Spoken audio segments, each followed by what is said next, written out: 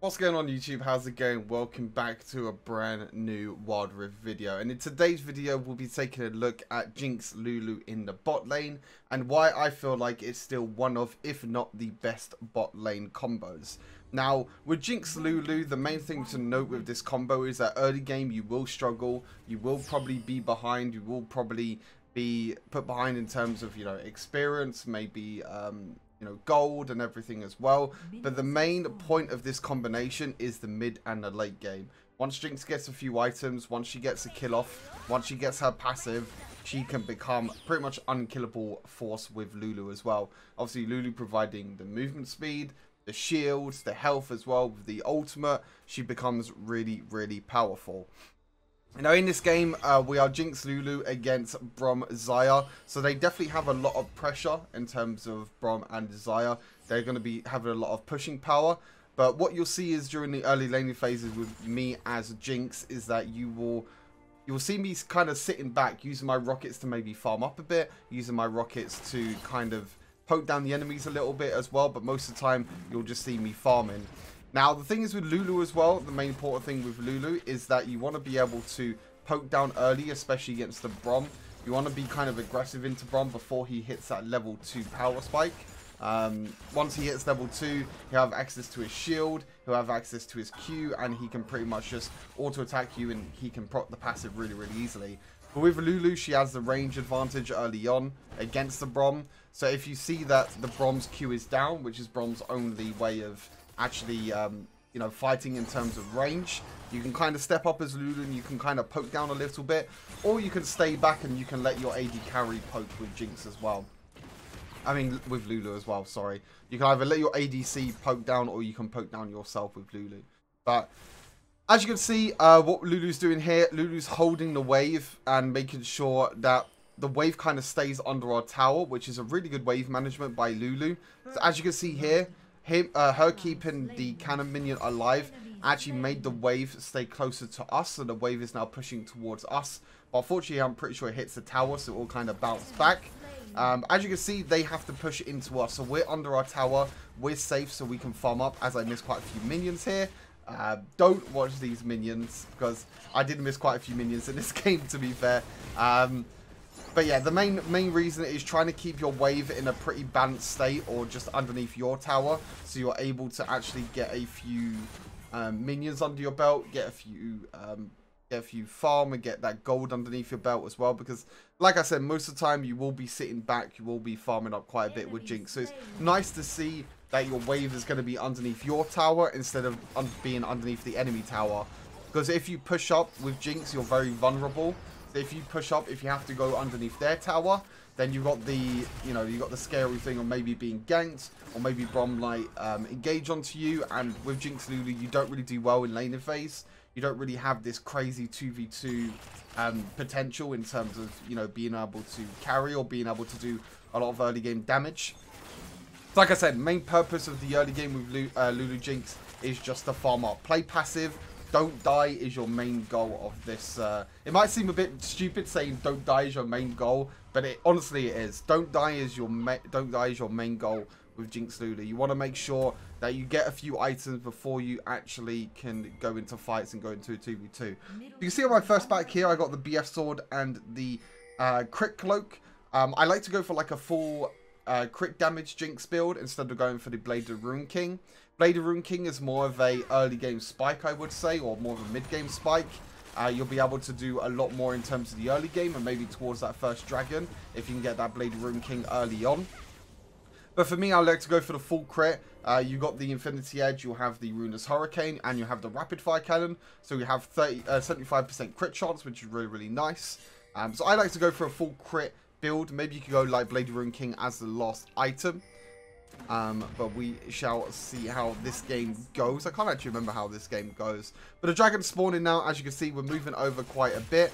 As you can see, we caught out the Xayah just a little bit there. Kind of caught her on the traps with the Braum as well. And we're starting off this dragon. Honestly, we're in a pretty good position in terms of the dragon. As you can see, our team is engaging on the top side. We unfortunately lose the dragon, but I believe we do get a few kills here as well anyway. So We do get a few kills. We do lose the Infernal Dragon. Unfortunately, Lee Sin is one of the best champions in terms of being able to steal dragons and, you know, being able to control the dragon pit really, really well. Being able to dash in and dash out. But unfortunately, we lost the dragon, but we did get a kill under our belt. We did get a few kills, and we did also get the mid lane tower as well. So overall, pretty decent trade for us. I think with us, our main goal is just to try and hit the mid and the late game. Obviously, we have Camille, we have Lulu Jinx, we have the Ahri as well, which does really, really well in terms of mid and late game as well, in terms of trying to pick off people. But as you can see, the Zai's going back to base, so I know this is the best opportunity for me to push. And Zai is now going to miss out on pretty much a whole wave of minions, maybe a bit less. I think I make a mistake here by actually overstaying for this plate.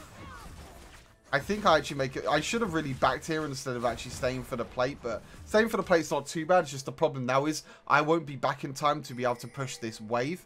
So I think I actually have to stay here, or I'm going to be the one that loses minions anyway.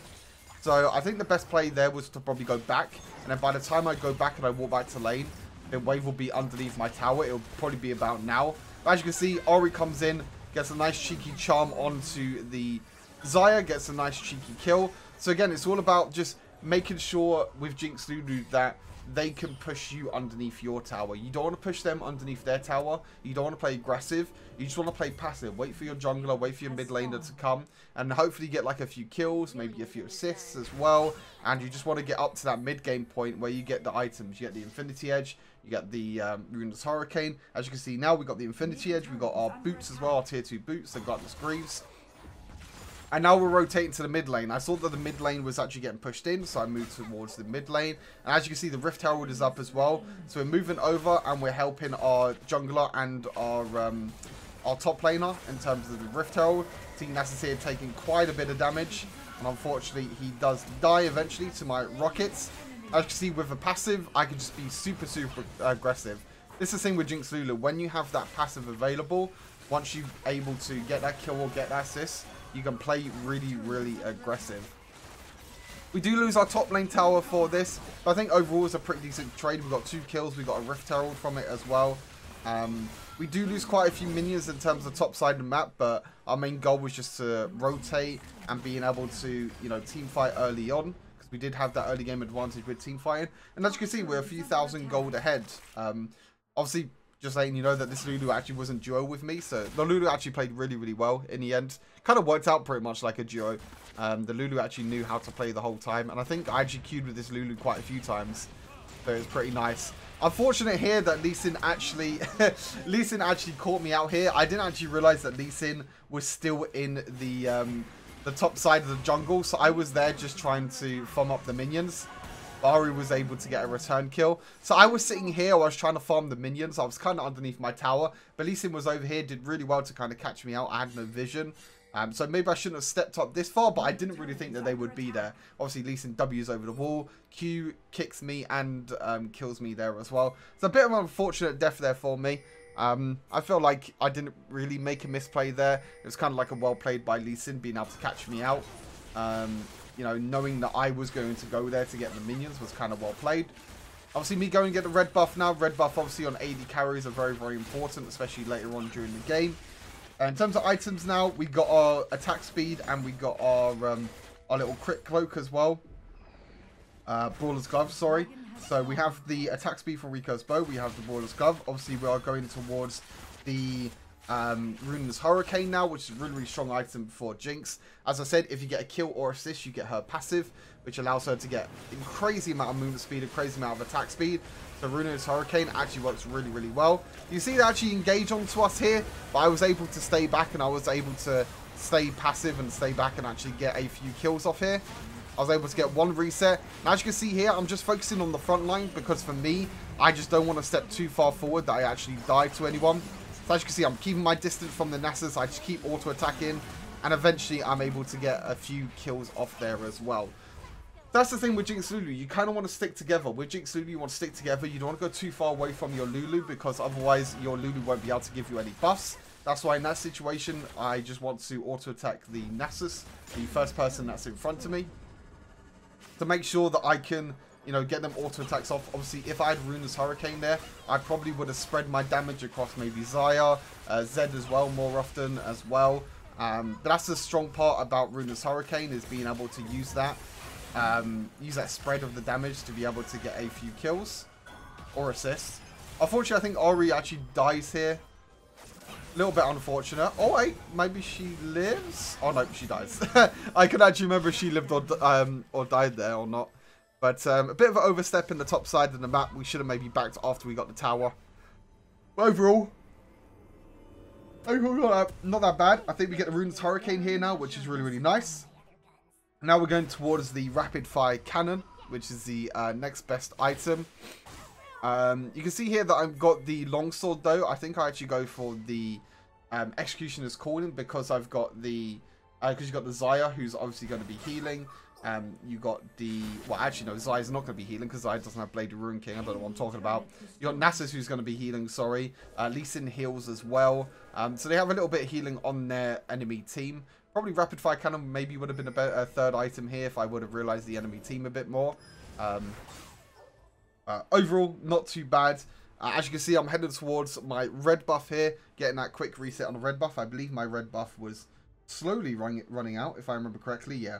As you can see, the red buff underneath the barrier sign, slowly running out. I had to get a reset there on my red buff. Get a nice extra bit of damage and a bit of burn damage as well on the red buff, which is really, really nice. As you can see here, we're in a pretty strong spot. We got our two core items. We got our Infinity Edge and we got our Runa's Hurricane.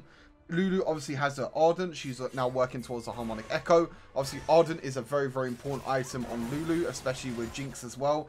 Gives you extra attack speed on the AD carry, on the Jinx. Gives you extra damage as well. So it's really, really nice to get the Ardent sensor earlier on with Lulu. And Lulu's actually gone for Locket as well to kind of help me against the Zed, against the Nasus as well, against all this, you know, dive potential that they have. But we saw here in the situation that there were 3 people top lane. I also do a nice trap to the Zed over the back there, which is really, really nice. As you can see, I'm sticking back. I'm staying with my Lulu, so Lulu's able to shield me. And we're able to get a lot of damage with our Hurricane, which is quite nice. And they get a few kills down in the bot lane there as well. So overall, we played really well there. We were able to see that there was 4 people top side of the map, so we can actually rush down the Baron a lot quicker. Then they can rotate. So we're able to get the Baron. We're able to get the extra few kills as well. I was able to trap Lee Sin over the wall as well, so he wasn't able to dive over the wall. Really important to use your traps when you can, in terms of being able to kind of zone the enemy team out so they can't actually do anything. Do I die here? I can't actually remember. Oh no, he actually, oh yeah, I remember this. So Zed actually, I actually didn't actually mean to do it. I said actually like 3 times there. I actually didn't mean to trap the Zed when he went back to his ulti, but I was kind of using my traps to zone the Zed. But then Zed accidentally uses ulti back to the traps and was able to get a, we were able to get a kill there. Unfortunately, I think they both actually die here on the bot side of the map. Yeah, a little bit unfortunate. They kind of overstepped a little bit on the bot side of the map, but nice little cheeky outplay there, I guess. Even though I didn't actually mean to put the traps in that position for Zed to get trapped or stunned, but overall it wasn't too bad. But as you can see, the power of Jinx Lulu, being able to crit for so much damage. You got the Runa's Hurricane, you got the Infinity Edge. I believe I have the Rapid Fire Cannon now as well, and also we got the Executioner's Calling. So we have the 75% crit chance now. We have the spread damage from the Hurricane, and also we have the attack range as well. So pretty much at this point, it's all about just staying with your Lulu, staying safe, and being able to deal a lot of damage. As you can see, you can just use your rockets at range, and you can deal a lot of damage. In this situation, we have the Baron buff. It's probably best for us to push here. I think they try and actually engage on us here. I think I see the Lee Sin on the top side. Yeah, they try and engage on me here with the Zed and with the Lee Sin. By using my traps to obviously zone them off. And as you can see, I'm keeping my distance.